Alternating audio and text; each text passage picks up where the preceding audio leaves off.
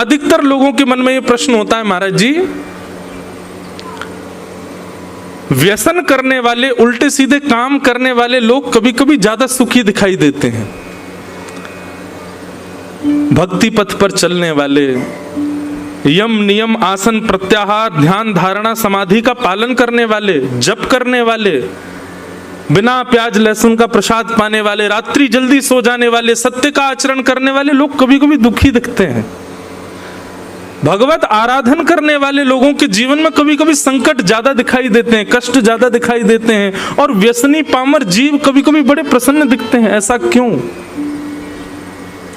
इसका भगवत कृपा से एक उत्तर मन में आया, बहुत ध्यान से सुनना। सीधी बात है, जिसके घर में रहते हो, जिसके देश में रहते हो, जिसके नगर में रहते हो, यदि उसके बनाए नियमों का पालन नहीं करोगे तो दुखी रहोगे। हम लोग कलयुग में रहते हैं और पालन करते हैं सतयुग का। रहते कहां पर हैं? कलयुग में। और पालन क्या कर रहे हैं? सतयुग का।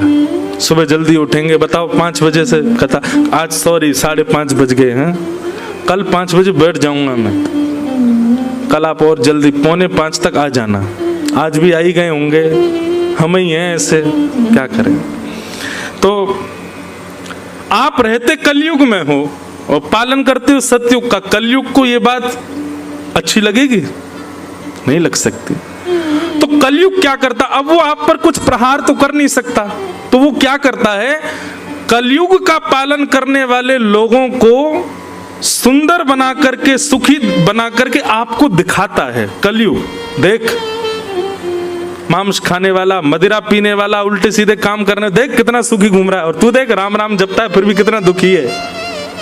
आपके मन में संशय प्रकट होता है, और ये संशय कौन प्रकट करवाता है? कलयुग ही करवाता है, क्योंकि वो आपको छेड़ नहीं सकता, आपसे कुछ कह नहीं सकता, इसलिए वो उन लोगों को सुखी दिखाता है। वो है नहीं सुखी, महादुखी हैं वो लोग, पर आपको ऐसा दिखवाता है कि देखो मेरे नियमों का पालन करने वाले कितने सुखी, और तुम सबरे सतयुग त्रेता द्वापर का पालन करते हो कितने दुखी हो। और इसी प्रभाव में आकर के कई लोग नाम जप छोड़ देते हैं, कई लोग भक्ति पथ छोड़ देते हैं, कई लोग कथा साधन छोड़ देते हैं। क्यों? वो ज्यादा सुखी हैं। हम भी करके देख लें तो क्या बुराई। लेकिन भैया विचलित मत हो, कलयुग आपको कितना भी प्रभाव दिखावे, आप अपने पथ का त्याग मत करो, आप अपनी निष्ठा का त्याग मत करो, आप अपने नियम का त्याग मत करो। लगे रहो बस अपने क्रम पर। तो ये अवगुण जो हैं ये कलयुग के रूप में, पर यही अवगुण यदि ठाकुर जी के प्रति प्रस्तुत कर दिए जाएं तो यही गुण बन जाएंगे। क्रोध ठाकुर जी से हो, नाथ सूरदास जी पर आपने कृपा की, भक्तिमती मीराबाई पे आपने कृपा की, इतने सब वैष्णवों पे आपने कृपा की, हम इस योग्य तो नहीं पर हम पे थोड़ी तो करो नाथ। क्रोध, लोभ, लोभ कैसा हो ठाकुर जी के प्रति? यदि पता चल जाए कि वो इतना नाम जप करते हैं तो लोभ जगे, मैं उनसे ज्यादा करूंगा, ये लोभ अब संसार में है तो फिर विषय बन जाता है। ठाकुर जी की भक्ति में आ जाए तो यही प्रेम लक्षणा भक्ति बन जाता है। अब यहां पर जो शब्द प्रयोग किया गया लालसा, लालच, लालच अच्छा नहीं है, लालच बुरी, लेकिन यहां पर क्या कह रहे हैं? कृष्णोपासन लालसा। यदि कृष्ण की उपासना का लालच है, कथा सुनने का लालच है, वृंदावन जाने का लालच है, भक्त बंदों से मिलने का लालच है, तो वो लालच अच्छा है। एक प्रकार से संसार में करो तो सब विषय हैं, लेकिन ठाकुर जी के सन्मुख प्रस्तुत कर दो तो सब भक्ति है। कृष्णोपासन लालसा। नारद जी महाराज इसलिए घूमते हैं द्वारिका में कि चलते फिरते कभी ना कभी कहीं ना कहीं ठाकुर जी दिख जाएं, मिल जाएं, उनका दर्शन हो जाए। बहाने से जाते हैं द्वारिका के द्वार पर, और द्वार पर जाकर के कहते हैं भिक्षाम देहि। मानो कभी भिक्षा लेकर के श्री कृष्ण भीतर से आ जाएंगे तो मन प्रसन्न हो जाएगा। ऐसे बहाने बना करके नारद जी महाराज द्वारिका जाते हैं और द्वारिकाधीश के यहाँ जाकर के भिक्षा मांगते हैं। पर कभी तो भिक्षा लेके देवकी मैया आ जाती हैं, कभी लेके बलराम जी आ जाते हैं, कभी रोहिणी मैया आ जाती हैं, कभी वसुदेव जी आ जाते हैं, ठाकुर जी नहीं आते। ठाकुर जी तो पहले ही विचार कर लेते हैं ना, जो जिस भाव से आ रहा होगा वही भाव पूर्ण नहीं होने दूंगा। अब नारद जी तो पात्र लेके खड़े, भिक्षाम देही, और भीतर से आ रहे हैं वसुदेव जी। नारद जी कहते जिसके लिए आया वो तो आया ही नहीं। बलराम जी आ जाते कभी भिक्षा लेकर, नारद जी कहते तुम काहे को आ जाते हो, उनको क्यों नहीं भेजते, हमको उनके दर्शन की अभिलाषा है, ऐसी लालसा।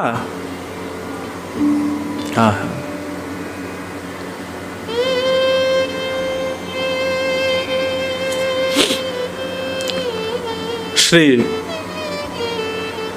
नारद जी आज जब गए भिक्षा लेने के लिए तो वसुदेव जी आए, भगवान श्री कृष्ण के पूज्य पिताजी, और भिक्षा लेकर के जैसे ही आए, भिक्षा देकर के उन्होंने नारद जी के चरण पकड़ लिए। बोले हे नारद जी, मेरे मन में कुछ संशय हैं, कुछ प्रश्न हैं, कुछ भाव हैं, आप मेरे पास बैठो, मुझे आपसे पूछना है। और यहीं से नवयोगेश्वर संवाद प्रारंभ होता है। नारद जी बोले क्या संशय है आपका, बताओ। तो भगवान श्री कृष्ण के पूज्य पिताजी श्री वसुदेव जी कहते हैं, नारद जी, पूरा विश्व जिनको प्राप्त करना चाहता है, पूरा विश्व जिनको भजता है, ऐसे परमात्मा श्री कृष्ण मेरे पुत्र हैं। मैं चाह करके भी उनका भजन नहीं कर पाता, मैं चाह के भी उनकी आराधना नहीं कर पाता, मैं चाह करके भी उनको प्रणाम नहीं कर पाता, क्योंकि वो मेरे पुत्र हैं। तो मैं कैसे उनकी भक्ति करूं, मैं कैसे उनका आराधन करूं, मैं कैसे उनको प्रणाम करूं, मैं कैसे उनका वंदन करूं। कृपा करके आप वैष्णव हो, आप मेरा मार्गदर्शन करो। कैसा प्रश्न है वसुदेव जी का, अपने पुत्र को भजना चाहते हैं, वो प्रश्न कर रहे हैं। तब नारद जी महाराज कहते हैं, बोले इस प्रश्न के उत्तर में तो मैं आपको वो संवाद सुनाऊंगा जो एक बार राजा निमि को 9 योगेश्वरों ने सुनाया था। यही नवयोगेश्वर संवाद।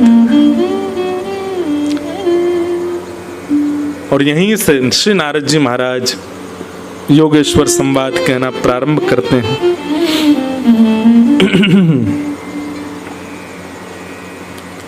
सबसे पहला प्रश्न क्या है, भागवत धर्म किसको कहते हैं, मतलब भक्ति पथ, इसी को भागवत धर्म कहते हैं।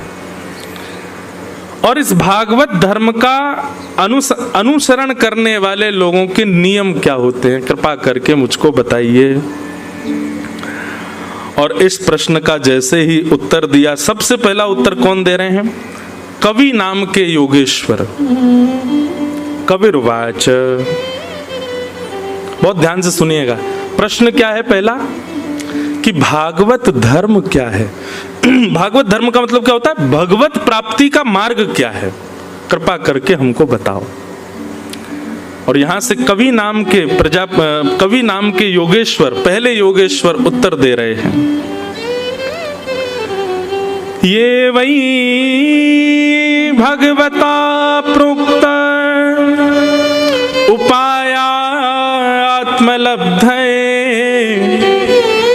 अंजः पुंसाम विदुषाम वृद्धि भागवतान हितान। अच्छा, एक बात मन में आती है, बहुत ध्यान से सुनना बंधु।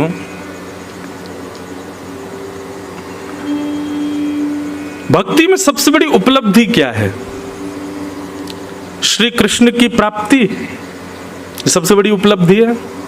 नहीं। तो जिन ने नहीं कहा है वो उत्तर दो, क्या है फिर? जिन लोगों ने मना किया कि कृष्ण की प्राप्ति सबसे बड़ी उपलब्धि नहीं है, तो फिर उत्तर बताओ क्या है सबसे बड़ी उपलब्धि?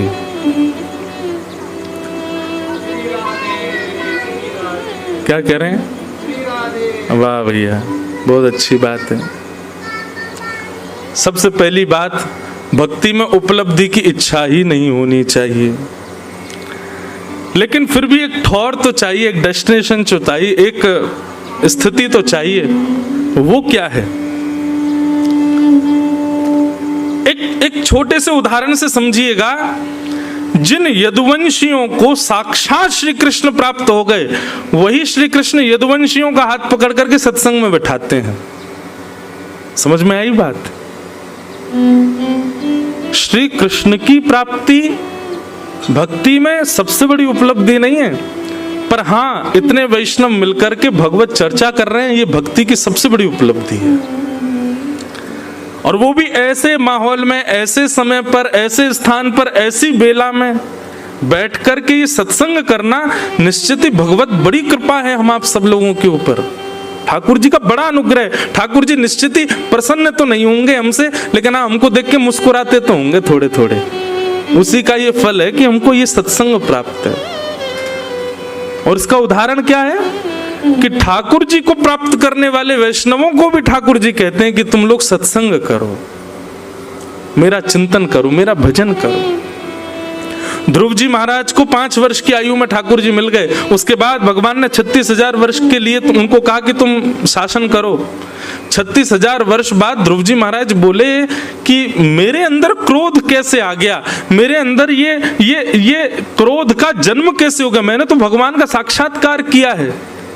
ऐसा प्रसंग आता है कि ध्रुव जी महाराज ने यक्षों का वध किया था क्रोध में आकर के। ध्रुव जी को क्रोध कैसे आ गया? तब ध्रुव जी को कहते हैं कि तुमको भगवान का दर्शन तो किया, तुमको भगवान तो प्राप्त हो गया, लेकिन तुमको सत्संग नहीं मिला। गोपियां, रास पंचाध्याय में प्रसंग आता है कि जब भगवान श्री कृष्ण उनके साथ में विचरण करने लगे, विहार करने लगे, तो भगवान कृष्ण प्राप्त हो गए, लेकिन प्राप्त करने के बाद भी गोपियों के चित्त में सूक्ष्म अहंकार आ गया। तुरंत ठाकुर जी अंतर ध्यान हो गए। क्यों? क्योंकि मैं तो मिल गया हूं, लेकिन इनको सत्संग नहीं मिला है। तब किशोरी जी उनके समीप आती हैं और यमुना के तट पर बैठ कर के गोपियां अच्छा, एक बात बोलूं, मन में एक भाव आता है। ये गोपी गीत के जो भाव है ना, गोपी गीत के जो श्लोक है ना, ये गोपियां गा रही हैं, पर इन श्लोकों की रचयिता तो हमारी श्यामा जी हैं, हमारी किशोरी जी हैं, वही गवा रही हैं। तो कृष्ण तो मिल गए गोपियों को, लेकिन उसके बाद भी गोपियों के चित्त में अभिमान तो आ गया। तो एक बात निश्चित हो जाती है कि भगवत प्राप्ति ये भक्ति में उपलब्धि नहीं है, क्योंकि ठाकुर जी के मिलने के बाद भी कई भक्तों में दोष प्रकट हुए हैं। लेकिन वही भक्त जब सत्संग में जाता है, ठाकुर जी की रस चर्चा का श्रवण करता है, तो गाने लगता है, तब कथामृतम तप्त जीवनम कविभिरीडितम कल्मषापहम श्रवणमंगलम श्रीमदाततं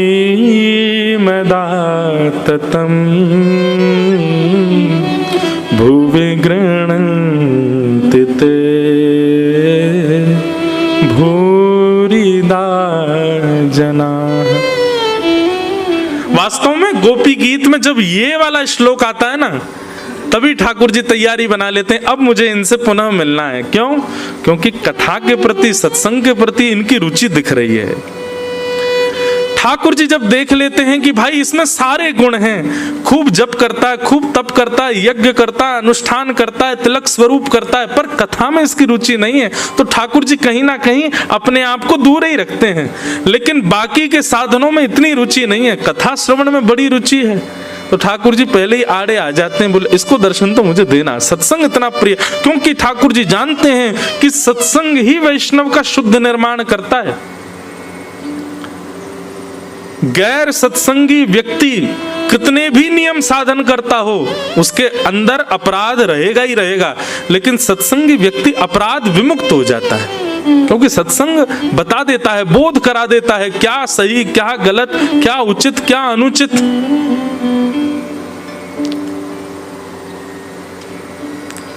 तो भक्ति में उपलब्धि क्या है?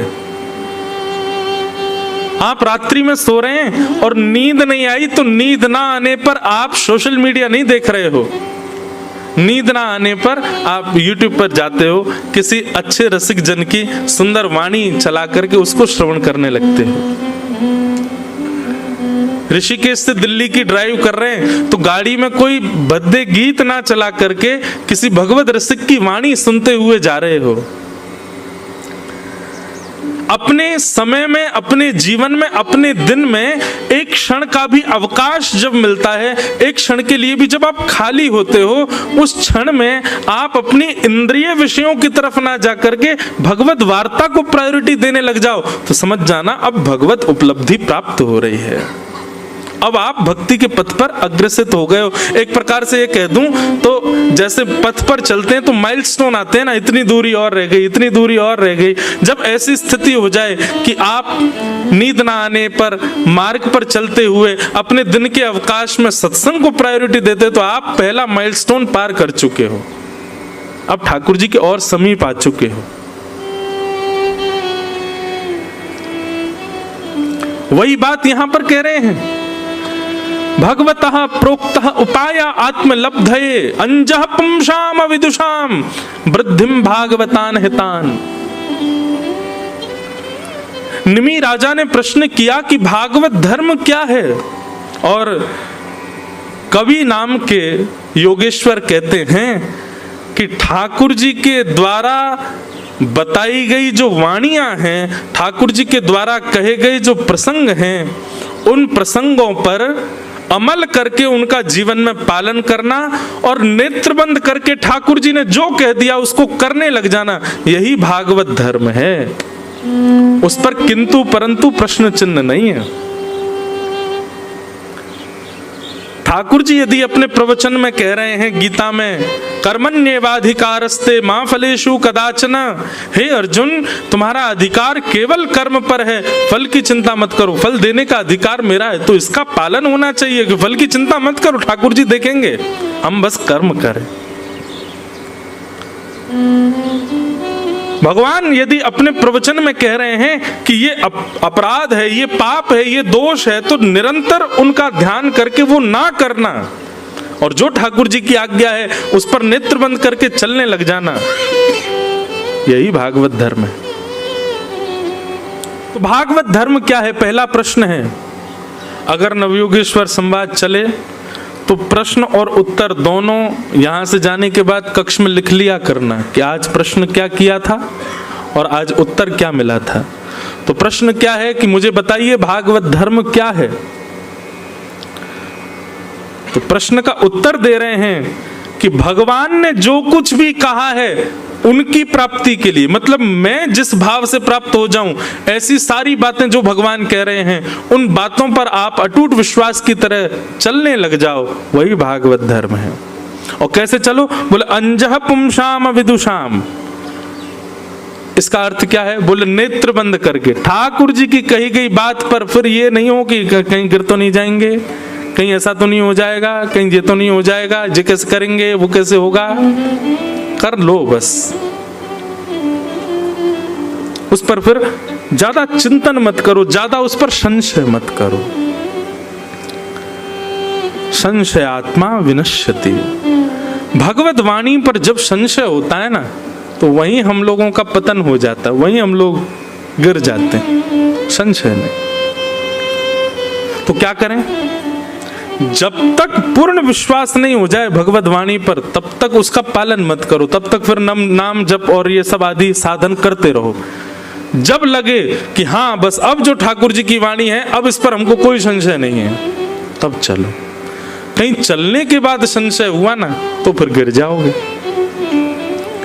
लेकिन एक और बात यहां पर भगवान कहते हैं कि धावन निमिल्य वा नेत्रे नस्खले न पते दिह। बोले जो व्यक्ति मेरे बताए मार्ग पर चलने लग जाता है वो कभी गिरता नहीं, और गलती से कभी अविश्वास के कारण गिर भी जाएगा तो चिंता ना करे, मैं ही उसको उठाऊंगा, क्योंकि मेरी जिम्मेवारी बन जाती है। जब कोई मेरे मार्ग पर चलता है तो मेरी लायबिलिटी हो जाती है कि उसको फिर कोई दिक्कत ना हो। लेकिन फिर भी यहाँ रसिक जन आज्ञा कर रहे हैं, भगवत वाणी आज्ञा करती है कि आप उस पर विश्वास करके ही चलो जो भगवत वाणी है। भगवत वाणी क्या है, पूरी भागवत भगवत वाणी है, रामायण भगवत वाणी है, भगवत गीता भगवत वाणी है। व्यास मंच पर बैठ करके व्यास जन बुद्धि विवेक के साथ, आजकल व्यास मंच से भी कुछ भी कह दिया जाता है, इसलिए मिलावट केवल मिठाइयों में नहीं है, सब्जियों में ही नहीं है, व्यासपीठ पे भी हो गई है, हैं? हाँ, अरे वाह, यहाँ पर भी एडवर्टाइजमेंट, इनका मावे का व्यापार है, तो यूँ कह रहे मावे में भी नहीं है। वाह, अरे नहीं भैया, खूब मिठाई खाओ, हैं? 2 लोगों का कल्याण होता है मिठाई खाने से, हलवाई का और डॉक्टर का। हलवाई का होता है कि उसकी मिठाई बिकती है, डॉक्टर का होता है तुम पेशेंट बन के आओगे, शुगर हो जाएगी। खूब खाओ। तो हम क्या कह रहे थे, मिलावट सब जगह हो गई है, तो आजकल तो ये भी बुद्धि विवेक रखना पड़ेगा आपको कि किसकी बात माने। जब संत का रूप रावण धारण कर सकता है, तो आजकल कहीं कहीं जो है व्यास मंच का भी स्वरूप थोड़ा थोड़ा बिगड़ गया है, कुछ भी बोल देते हैं लोग। अच्छा, ये भी एक मेरे को ऐसा भाव लगता है कि व्यास मंच से, वाणी से कुछ भी निकल जाना, इसमें भी कहीं ना कहीं गुरु विश्वास की कमी है, गुरु के प्रति भरोसा नहीं है, इसीलिए तुम्हारी वाणी में वो क्षमता नहीं है कि वो अपने आपे से बाहर हो जाती है। हम तो सही बताएं, हम तो ये भूल करके बैठते हैं कि हम कथा करने जा रहे हैं, हमारी कथा से कुछ होगा, हमारे गुरुदेव कृपा करेंगे, उनकी कृपा से जो वाणी में भाव आएगा वही हम बोलेंगे, हमारा अपना कोई बल नहीं, भरोसो दृढ़ इन चरणन केरो। तो आजकल तो ये भी सोच परख करके देखना है कि किसकी वाणी माननी है।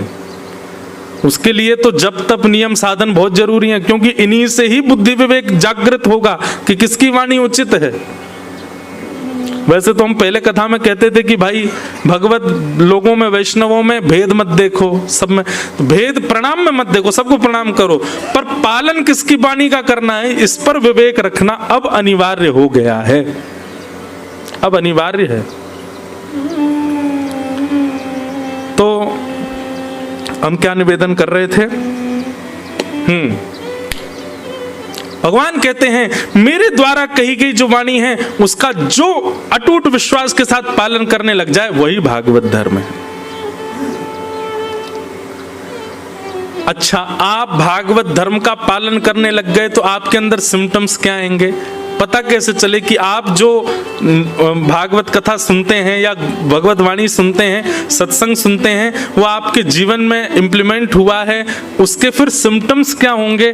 तब यहाँ पर कवि नाम के जो योगेश्वर हैं वही बता रहे हैं क्या, कि कायेन वाचा मनसेन्द्रियैर्वा बुद्ध्यात्मना भानुषित स्वभावात्, प्रसिद्ध श्लोक है, करोमि यत् सकलम परस्मै नारायणायेति समर्पयेत्। फिर क्या होगा, आप जब भगवत वाणी का पालन करने लग जाएंगे, अटूट विश्वास के साथ भागवत धर्म भक्ति पथ पर चलने लग जाएंगे, तो आप अपनी सत्ता भूल जाओगे। अभी क्या होता है,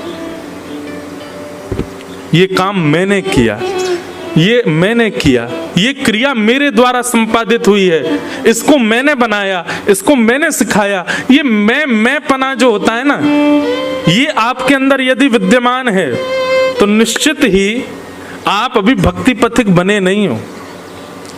आप कुछ भी कर रहे हो और उस क्रिया के पीछे मन में भाव आता है कि मेरे ठाकुर जी ने कराया, श्री गोपाल जी की कृपा से हुआ। अच्छा, एक और बात बोलूं, इसमें भी दो तरफा बात है। कई लोग बोलते तो ऐसा है ठाकुर जी ने कराया, लेकिन मनी मन ये सोचते किया तो मैं नहीं है। बोलने में क्या जाता है भैया, तुमने बहुत जोर की कोठी बनाई, सब ठाकुर जी कृपा, ठाकुर जी ने करवाया। ठाकुर जी तब मन में सोचते होंगे मैं सीरियस हो जाऊं। कभी कभी मेरे मन में भाव आता है ठाकुर जी की एक बहुत बड़ी कृपा है हम पे कि वो हमारी बात को सीरियसली लेते नहीं है।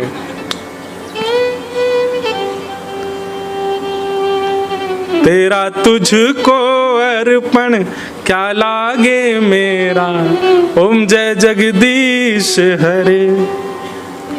ठाकुर जी इस बात को ना ऐसे ही नकार देते होंगे, ठीक है बोले मत ज्यादा। तेरा तुझको है, भगवान कभी सीरियस हो गए तो क्या होगा। ये सब आपका है नाथ, मेरा घर आपका, मेरी गाड़ी आपकी, ला चाबी दे घर की, निकल तू जा ऋषिकेश में रह गंगा किनारे। भगवान मैं तो बस बोल रहा था, आप सीरियस क्यों हो गए। ठाकुर जी की बहुत बड़ी कृपा है कि वो हमारी बात को सीरियसली लेते नहीं है।